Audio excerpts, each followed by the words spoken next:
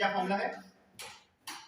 पहला लेसन का पहला टॉपिक, सिर्फ एक ही फॉर्मूला है दर्पण के लिए, चाहे उत्तल दर्पण हो और चाहे अवतल दर्पण, दोनों के लिए सिर्फ एक ही सूत्र लगेगा, 1/f = 1/u + 1/v। और 1 यहाँ पे f क्या है? f है फोकस दूरी, u क्या है? वस्तु की दूरी, v क्या है? प्रतिबिंब। इतना सबको पता है? अब देखो जहां तक किसी को दिक्कत है, अब इसमें हमें दिक्कत ये होती है कि चिन्ह में गलती करते हैं, है ना, कि कब प्लस लगाना कब माइनस लगाना। तो अवतल अगर लेंस आ जाए, अवतल दर्पण या लेंस कुछ भी आ जाए, ठीक है, तो दर्पण पढ़ना है तो दर्पण करते हैं। और जब अवतल दर्पण आ जाएगा तो अवतल दर्पण में f की वैल्यू, u की वैल्यू और v की वैल्यू, तीनों वैल्यू ऋणात्मक होती है, याद रहेगा। अवतल दर्पण में तीनों वैल्यू ऋणात्मक होती हैं, हमेशा आएगा तो आंसर को ऋणात्मक करके लगाएंगे। उसके बाद यदि उत्तल दर्पण आ रहा तो उत्तल दर्पण में इसकी वैल्यू प्लस में होगी, इसकी वैल्यू प्लस में होगी, ये वैल्यू से माइनस में होगी, याद रहेगा। एक क्या हो जाएगा दर्शन कि अवतल लेंस को अपसारी लेंस भी बोलते हैं, अपसारी दर्पण भी बोलते हैं, और अवतल को उत्तल को हम अपसारी बोलते हैं।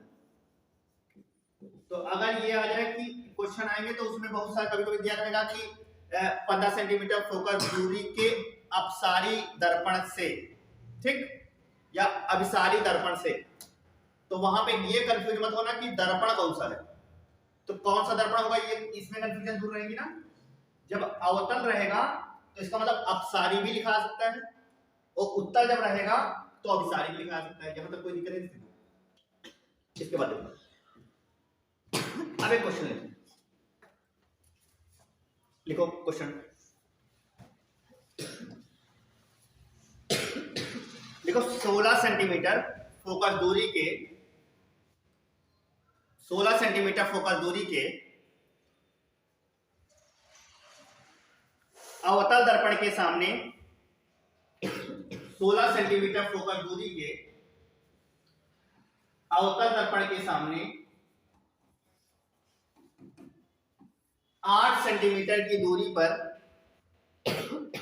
रखी वस्तु के प्रतिबिंब की स्थिति ज्ञात कीजिए। क्वेश्चन क्या है? 16 सेंटीमीटर फोकस दूरी के अवतल दर्पण के सामने 8 सेंटीमीटर की दूरी पर रखी वस्तु के प्रतिबिंब की स्थिति ज्ञात करना है। 16 सेंटीमीटर फोकस दूरी के अवतल दर्पण के सामने 8 सेंटीमीटर की दूरी पर रखी वस्तु के प्रतिबिंब की स्थिति ज्ञात करना है। और प्रतिबिंब की स्थिति का मतलब v की वैल्यू आपको निकालना है, ज्ञात करना है, ठीक।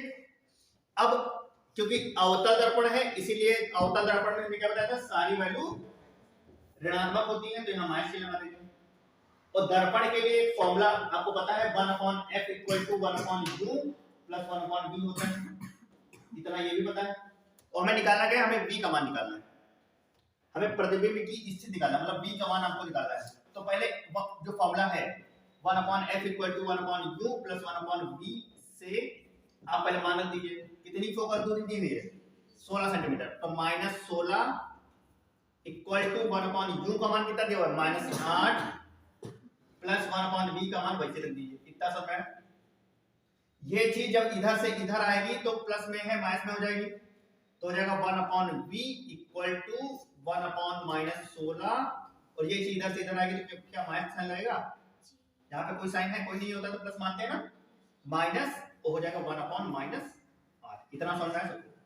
अब देखो या तो एलसीएम आता है तो एलसीएम ले लो, अगर गलती करते हो तो तिरछा गुणा करके लगा लो, ठीक। तो इसका गुणा जब इससे करोगे तो हो जाएगा 8 का गुणा जब 1 से करेंगे तो -8 ही आएगा, माइनस का चिन्ह लगा हुआ माइनस लगा दिया। अब -16 का गुणा जब 1 से करेंगे तो -16 आएगा, इतना बात समझ में आई। अपॉन जब 16 का पहाड़ा 8 बार पढ़ेंगे तो कितना आएगा, 128, ये होगा, इतना कर लेंगे। इसके बाद माइनस और माइनस प्लस हो गया, जहां तक कोई दिक्कत नहीं। अब देखो इसके आगे करना है 1 अपॉन v इक्वल टू -8 और माइनस माइनस प्लस 16 बटे 128, ये समझना है। और माइनस प्लस क्या हो जाता है माइनस, तो यहां क्या हो जाएगा 1 अपॉन v बराबर 8 क्यों लिखेंगे क्योंकि जो बड़ी संख्या में जो चिन्ह होता है वही चिन्ह लगाते हैं, तो यहाँ 16 में प्लस का चिन्ह है इसलिए प्लस का चिन्ह लगाएंगे अपॉन 128, यहां तक कोई दिक्कत किसी को। अब देखो ये v इक्वल टू क्या हो जाएगा 128 बटे 8 या v इक्वल टू इसको काट दिए 8 का नाम 8 और 8 48, तो v का मान कितना आ गया 16 सेंटीमीटर।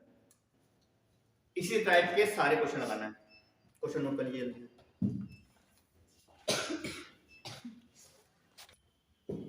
एक क्वेश्चन लिखना है, देखो एक अवतल दर्पण की फोकस दूरी 15 सेंटीमीटर है, एक अवतल दर्पण की फोकस दूरी 15 सेंटीमीटर है। क्वेश्चन में जो दिया है पहले वो नोट करो। क्वेश्चन क्या दिया है, एक अवतल दर्पण की फोकस दूरी f की वैल्यू दी होगी 15 सेंटीमीटर। एक अवतल दर्पण की फोकस दूरी 15 सेंटीमीटर है, दर्पण से 30 सेंटीमीटर दूरी पर रखी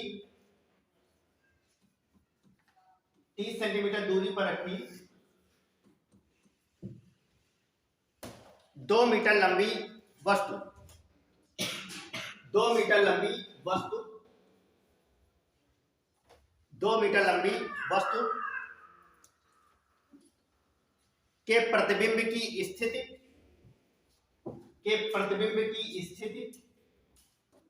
प्रकृति एवं आकार ज्ञात कीजिए।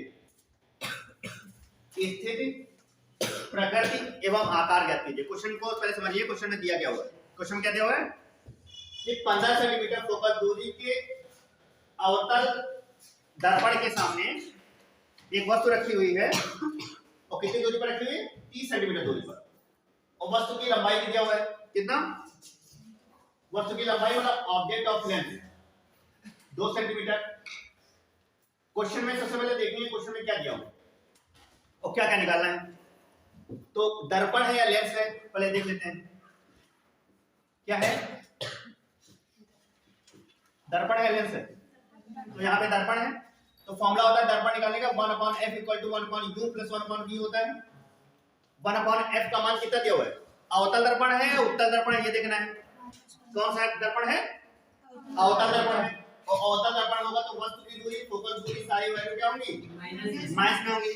तो यहाँ क्या रखेंगे 1/f की वैल्यू -15 इक्वल टू 1/u की वैल्यू -30 प्लस 1/v की वैल्यू में निकालना है। इतना बात समझ में आया।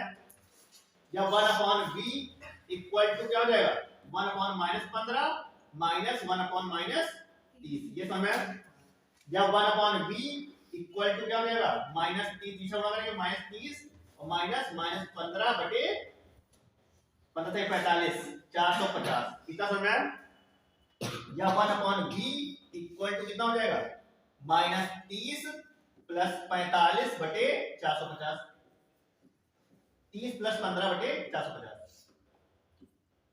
इतना सबको समझ में आ गया सुने। अब देखो 1/v इक्वल टू, अब देखो यहाँ प्लस में है या माइनस में है, और माइनस प्लस माइनस हो जाता है, तो यहाँ पे -30 में से ये घटाएं कितना हो जाएगा -15 आएगा, -15 बटे 450, इतना समझ में।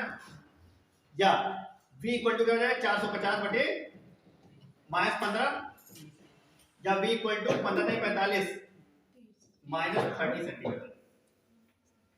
क्वेश्चन में हमें क्या निकालना था, प्रतिबिंब की स्थिति निकालना था, और प्रतिबिंब की स्थिति कितनी आ गई -30 सेंटीमीटर। अभी इसमें एक चीज और निकालना है, हमने v की वैल्यू आपको निकाल लिया, कितना आया v की वैल्यू आया -30 सेंटीमीटर। क्वेश्चन में हमें निकालना है इसका आकार क्या हो, ये निकालना है, आकार भी निकालना है। तो आकार निकालने का, साइड निकालने का एक फॉर्मूला होता है m इक्वल टू -v/u, और v की वैल्यू आपको पता है, रेखीय आवर्धन फॉर्मूला होता है आकार निकालने के लिए 1 इक्वल टू v/u का फॉर्मूला लगाएंगे, लेकिन यहाँ पे o का मान दिया हो, ठीक, और जब o का मान दिया हो तो एक दूसरा फॉर्मूला है I/o इक्वल टू -v/u। अब इस क्वेश्चन में ये वाला फॉर्मूला है, अब आई की वैल्यू आपको निकालना है, आई की वैल्यू आपको निकालना है। तो आई बराबर क्या हो जाएगा, आई बराबर v into O upon U हो जाएगा। अब v की वैल्यू आपको पता है, निकाल लिया आपने 30, u की वैल्यू, o की वैल्यू आपको दिया हुआ क्वेश्चन में कितना दिया हुआ है 2, और u की वैल्यू आपको दिया हुआ क्वेश्चन में। कर लेंगे क्वेश्चन, इसको नोट करिए फिर आगे।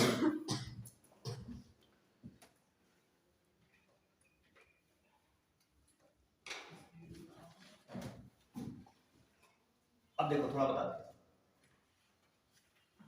इसमें अगर i का मान निकालना होगा तो v का मान कितना दिया हुआ -30 गुणे o का मान कितना है 2 अपॉन u का मान कितना दिया हुआ है -30, -30 और -30 कट जाएगा तो i बराबर कितना आ जाएगा 2। आंसर नोट कर लीजिए, इसका कोई मात्रा नहीं होता, ठीक, नोट कर लीजिए।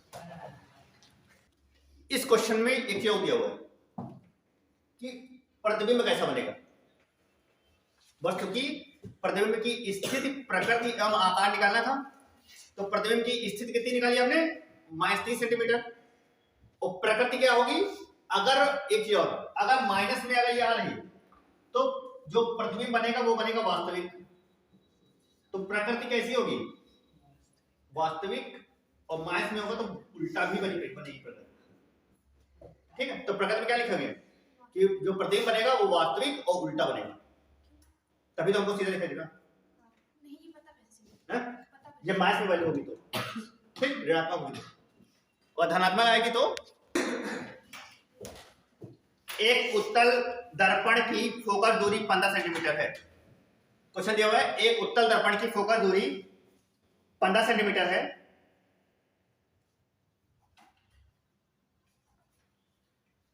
एक वस्तु इसकी मुख्य अक्ष पर, एक वस्तु इसकी मुख्य अक्ष पर ध्रुव से, एक वस्तु इसकी मुख्य अक्ष पर ध्रुव से 20 सेंटीमीटर की दूरी पर, 20 सेंटीमीटर की दूरी पर रखी है। वस्तु का प्रतिबिंब कहां बनेगा ये ज्ञात करना। तो सबसे पहले करना क्या है, बिल्कुल सेम उसी तरह क्वेश्चन में जो दिया है पहले वो नोट कर लिए। तो दर्पण कैसा है, उत्तल दर्पण है। क्या दिया हुआ, फोकस दूरी आपको दी हुई है, कितनी दी हुई है 15 सेंटीमीटर। और क्या दिया हुआ है आपको, u की वैल्यू दिया हुआ है, कितना दिया हुआ है, मुख्य अक्ष से कितनी दूरी पर रखी हुई है 20 सेंटीमीटर की दूरी पर रखी हुई है। और हमें प्रतिबिंब की इससे निकालना है। दर्पण है इसलिए फॉर्मूला लगे 1/f = 1/u + 1/v। v निकालना है तो 1/v = क्या हो जाएगा 1/f - 1/u, या 1/v = क्या हो जाएगा 1/-15 और -1/-20। अब 1/v = क्या हो जाएगा, एक फॉर्मूला कर दीजिए -20 और -15 300,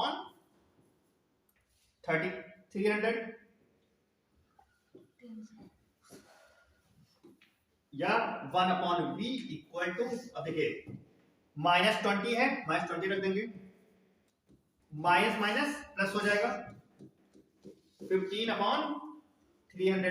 अब आगे देखिए, जब v = क्या हो जाएगा 300/, इन दोनों घटाएंगे तो क्या हो जाएगा -5। तो जब v = -60 सेंटीमीटर। समझ में आया क्वेश्चन, नोट कर लीजिए जल्दी से।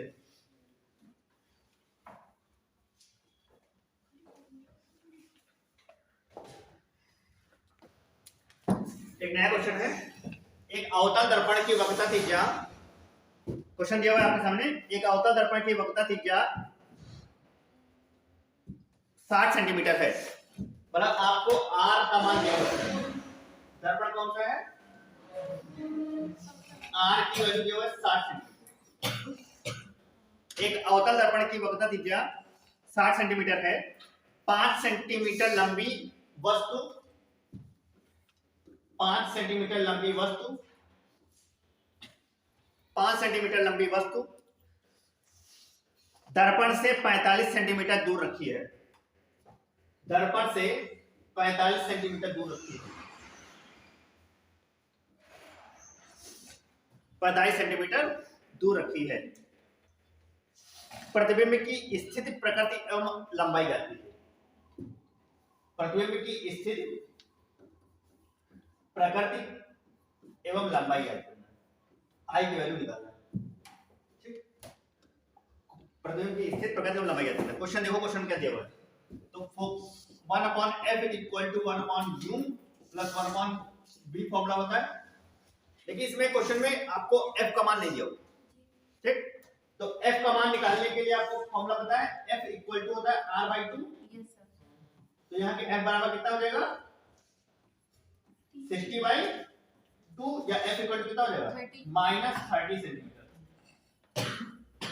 अब इस 30 का मान यहाँ रख देंगे, तो -30 इक्वल 1/u का मान कितना है, -45 प्लस 1/v का मान निकालना है।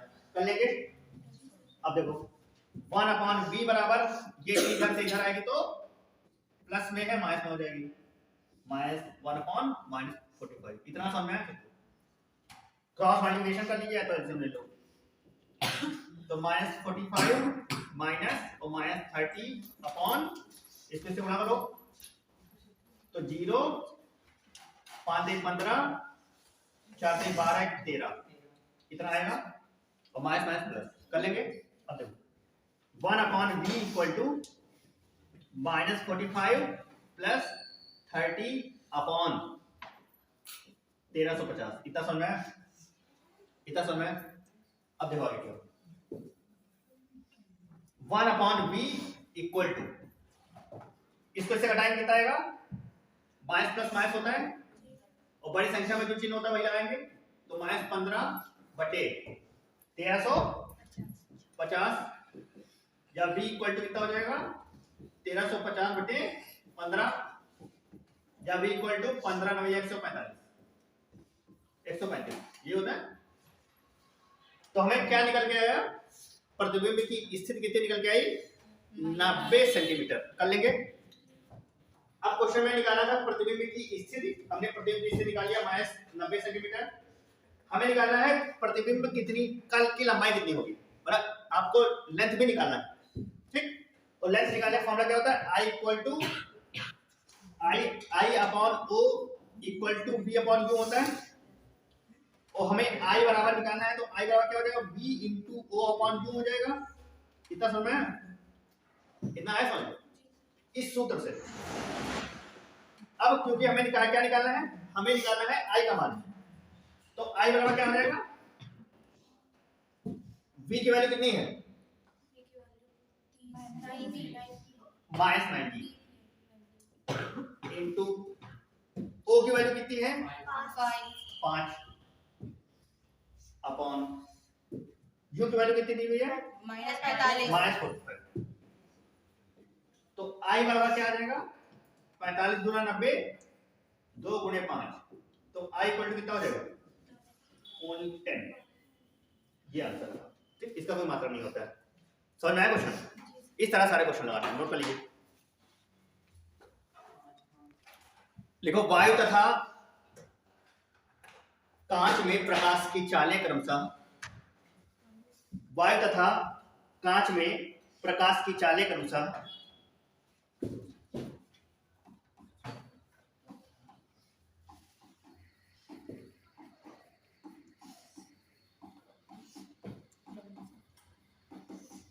तीन गुणे 10 की घात 8 मीटर पर सेकंड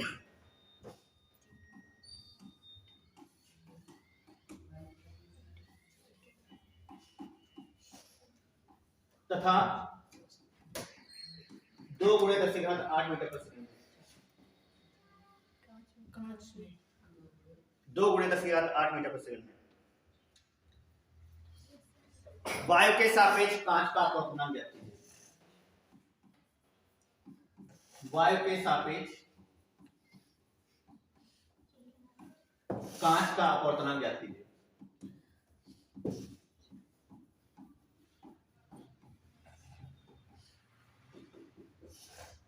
क्या निकालना है, वायु के सापेक्ष कांच का अपवर्तनांक। और इस कंडीशन में फॉर्मूला होता है, वायु के सापेक्ष कांच का अपवर्तनांक बराबर निर्वात या वायु में प्रकाश की चाल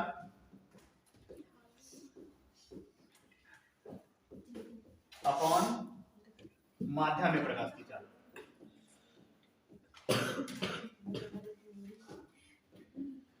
और माध्यम क्या है?